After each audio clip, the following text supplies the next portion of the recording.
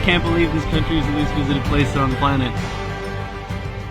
What do you think the least visited country in the world is? Well, after a quick Google search, it turns out that neither myself nor most people on the street had ever even heard of this extremely tiny country in the South Pacific called Tuvalu. Have you ever heard of Tuvalu? It might be a bar. The band? Sounds like a disease. Yeah. And while trying to figure out where this country is located, it was actually hard to even spot it on a map. That's because the entire country's landmass is only twice the size of the LA airport, or even just a fourth of the size of Disney World. Tuvalu has about 11,000 residents and is sadly one of the first countries to be forecasted to disappear as a result of rising oceans caused by climate change. Since the day I found out about this country, I haven't been able to stop thinking about it, wondering what the people are like, what there is to do in a country without any tourism infrastructure, and wanting to go tell a story about this country that could possibly disappear very soon. So we got me a plane ticket to the least visited country in the world. Bye. Okay. Enjoy your sleep. How's it going? Are there a lot of people that go to Tuvalu? Not many.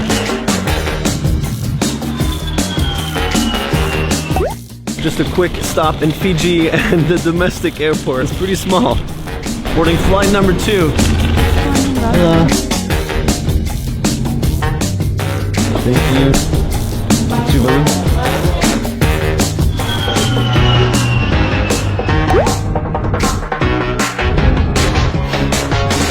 Thank you, thank you. Take care. Enjoy your stay. All right. Whew. This is it. Looks like we've officially landed in Tuvalu. The white roof? Yeah. That's the That's right there. Thank you. Appreciate it. Nice to meet you. Nice to meet you too. At first thought, oh wow, there's a lot more people coming to visit Tuvalu than I thought when I boarded the plane. And then as I slowly started having a conversation with all these people, every single one of them is here to work with the UN, not here for tourism. So looks like I might be the only one. Let's go see what this hotel's all about. Is this the reception? Yes, what is your name? Thomas Bragg. Yes. All right, this is pretty nice. There goes the only plane in the entire country. Leaves now and doesn't come back for another 3 days. Well, everybody that seems to find out that I'm here for visiting seems pretty confused. Like even the people working here. Immigration lady, she asked me, so why are you here, sir? And I said, oh, for fun. She looked at me and she goes, for fun? Should probably get dressed to fit the colors of the island a little bit better. All right, this is a whole lot better. Time to head out. Is there anywhere I can rent a bike? Oh, we have one bike here. Oh, you have a bike here? Okay, great.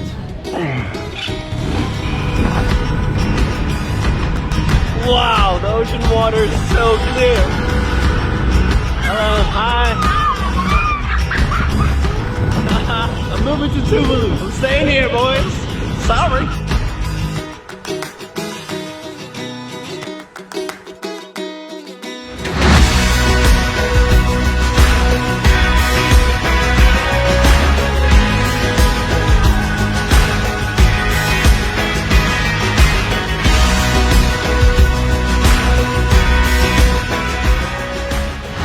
This country is so thin, you can literally see both sides of the water pretty much at any point. So you see there's the lagoon, and then there's the open water right here.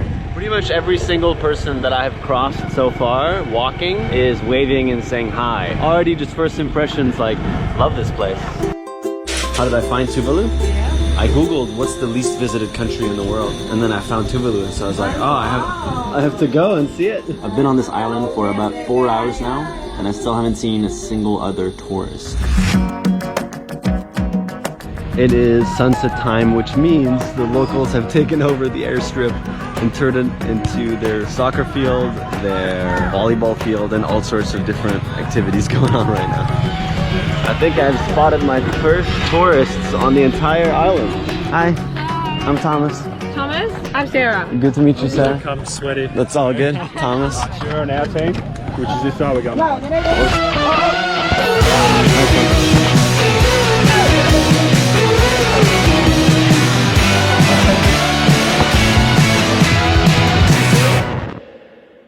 Why are you here? I'm half Tuvalu, so You're half Tuvalu. yeah. Wow. Yeah. And then half what? Half Australian. Wow. My new Australian Tuvalu friends later invited me to go have dinner with them.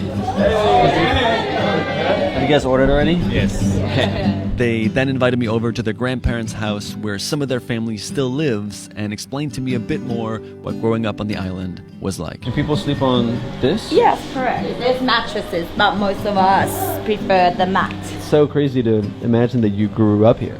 For how long? How much of your life? On and off till I was about 16, yeah. So Wow. Tuvalu was the language I thought and spoke it, but it took a long time to get used to mattresses. Are you serious? How many people live in this house? 9. But then we have like visitors everywhere. There's sort of no boundaries, you live here, I live here, it's just kind of wow. communal. That wraps up day 1 in Tuvalu. Seeing how communal they all live together was awesome. See how tomorrow goes. Good night. Okay, first of all, I want to start by saying we met yesterday on the soccer field, and so right now we're going out on a boat from one of the other islands. Thank you for letting me tag along. Yeah, but no worries, man. That's our boat.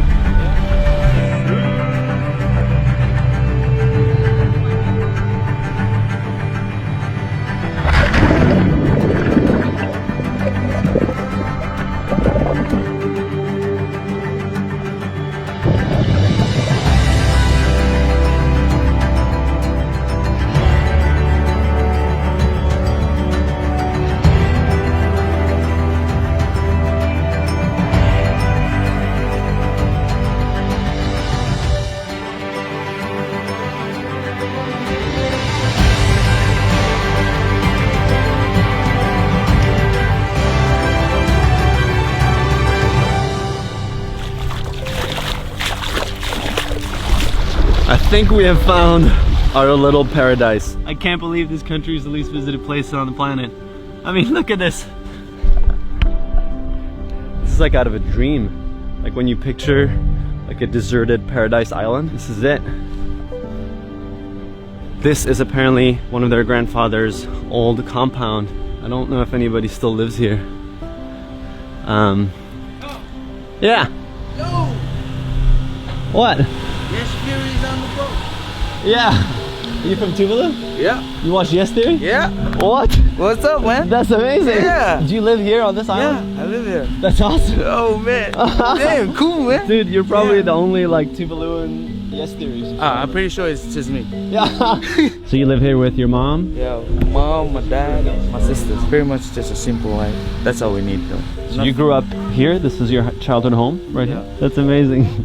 Who would have thunk it, man? It's communal living everywhere, right? Yeah. Everybody shares. Yeah. Whenever one family go fishing, when they come back, they distribute it. So you went to study in Taiwan. What did you study? Software engineer. Software engineering. That's crazy. For how long? 5 years. What's your biggest dream? Biggest dream? Yeah. Oh, my biggest dream is just, just help others that needs, Islands like us. Yeah.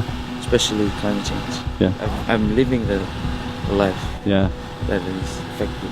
Yeah. Just trying to look for solutions. Mm. Tuvalu now, they used to call it the sinking island, right? Sinking island. Yeah. What's the main thing you think people should know? It's just that it is real, yeah? Climate change. Like next month, November, all these houses, there's just boom, boom, boom. Wow. So we all go to the main hall, shelter there. Yeah. So this is like meeting hall, dining hall. Thanks for the tour, man. No problem, man. I was not expecting to meet a Yes Theory subscriber in the middle of Tuvalu. YouTube really does reach the world, eh? Hey, man. I like your hat.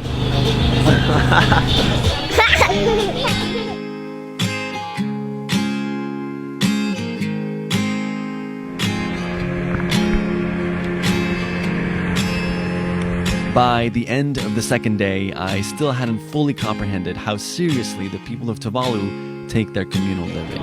Just everybody shares, right? Yeah. There's food that's just made and everybody can come and eat and stay here. Yeah. Yeah. Wow.